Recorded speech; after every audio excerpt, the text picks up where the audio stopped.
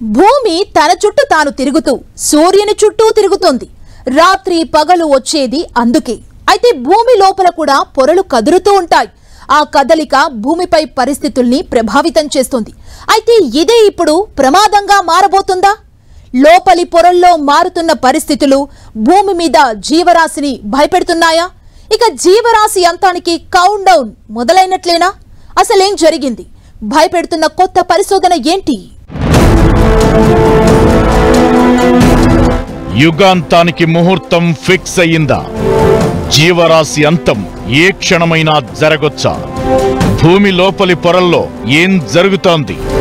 భూమిపై జీవరాశిని అది ఎలా ఎఫెక్ట్ చేస్తోంది? ఇక సమయం లెక్క పెట్టుకోవాల్సిందేనా? యుగాంతం ఎప్పుడూ వినిపించే మాట. పంచాంగాలని కొందరు, పరిస్థితులను అంచనా వేసి అంటూ మరికొందరు, పాతకాలంలో చెప్పిన మాటలను పట్టుకుని ఇంకొందరు. ఇలా యుగాంతం చుట్టూ జరిగే చర్చ అంతా ఇంతా కాదు. క్యాలెండర్ మారిన ప్రతిసారి ఈ డిస్కషన్ మరింత స్ట్రాంగ్ గా వినిపిస్తుంది. 2025 కూడా ఇలాంటి చర్చే జరిగింది. ఈ ఏడాదే యుగాంతానికి నాంది పడుతుందంటూ 100 ఏళ్ల కిందటే వంగబాబా, నాస్ట్రడామస్ లాంటి వాళ్లు చెప్పారనే కథనాలు ఉన్నాయి. అలాంటి యుగాంతం భయాలను రెట్టింపు చేసేలా అన్నట్లు భూమి లోపల జరుగుతున్న పరిణామాలపై కొత్త రిపోర్ట్ వెలుగులోకొచ్చింది. ఇది కొత్త చర్చకు కారణం అవుతోంది.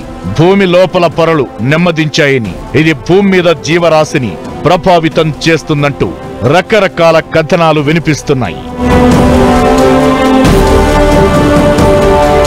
భూ అంతర్భాగాలను క్రస్ట్, మ్యాంటల్, కోర్ అనే 3 పొరలుగా విభజించారు.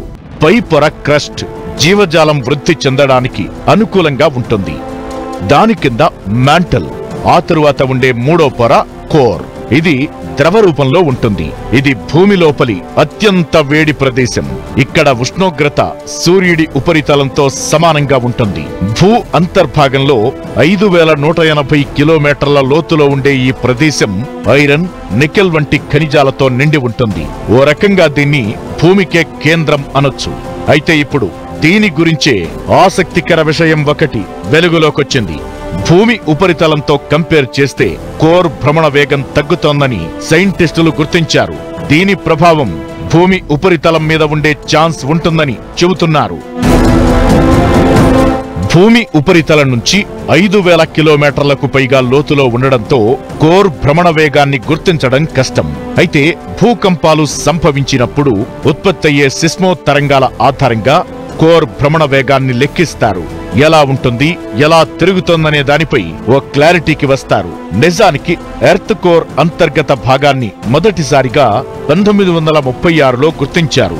అప్పట్నుంచి భూకేంద్ర మండలం భ్రమణ వేగం, అది తిరిగే దిశపై సైంటిస్టుల్లో చర్చ జరుగుతూనే ఉంది. అయితే 1960లో భూకంపాలు వచ్చినప్పుడు ఆ తరంగాల ఆధారంగా కోర్ భ్రమణ వేగంలో హెచ్చు తగ్గులు ఉన్నట్లు మొదటిసారి గుర్తించారు. 2009లో మరోసారి ఇలానే జరిగింది. భూమి ఉపరితలానికి మించి కోర్ ఎక్కువ వేగంగా తిరుగుతోందని గుర్తించారు. భూమి లోపల జరిగే చిన్న చిన్న కదలికలను డైరెక్ట్ గా ఎక్స్పీరియన్స్ చేసే పరిస్థితి లేకపోయినా అవి భూమి అయస్కాంత క్షేత్రాన్ని ప్రభావితం చేస్తాయి. నావిగేషన్ వ్యవస్థను కూడా ప్రభావితం చేస్తుంది. వీటన్నింటికీ మించి భూమి ఉపరితలంపై జీవరాశిని ఎఫెక్ట్ చేస్తుంది. భూమి అనేది డైనమిక్ గ్రహం. ఉనికిలోకి వచ్చినప్పటి నుంచి ఎప్పుడూ మార్పులకు లోనవుతూనే ఉంది. భూమి లోపల శక్తివంతమైన ఉష్ణ ప్రసరణ కణాలు ఉంటాయి. వీటి చలనంలోని హెచ్చుతగ్గుల కారణంగానే భూకంపాలు రావడం, అగ్నిపర్వతాలు పేలి పర్వత శ్రేణులు ఏర్పడడం జరుగుతాయి. గాలి, నీరు, భూమి, జీవులు, భూ వ్యవస్థ కింద ఉప వ్యవస్థలు, ఇవన్నీ పరస్పర సంబంధాన్ని కలిగి ఉంటాయి. దీంతో కోర్ భ్రమణ వేగం భూమి ఉపరితలంపై చూపించబోయే ప్రభావంపై ఆసక్తికర చర్చ జరుగుతోంది. కోర్ భ్రమణ వేగం భూమి ఉపరితలాన్ని ప్రభావితం చేస్తోంది. అలాంటిది ఇప్పుడు కోర్ వేగం నెమ్మదించిందని సైంటిస్టులు అంచనాలు వేయడం కొత్త భయాలను క్రియేట్ చేస్తున్నాయి. అసలు కంటికి కనిపించని అంతర్గత పొర అయిన కోర్ భూమికి ఎందుకంత కీలకం? భ్రమణ వేగంలో మార్పులు జీవరాశి మీద ఎలాంటి ప్రభావం చూపిస్తాయి?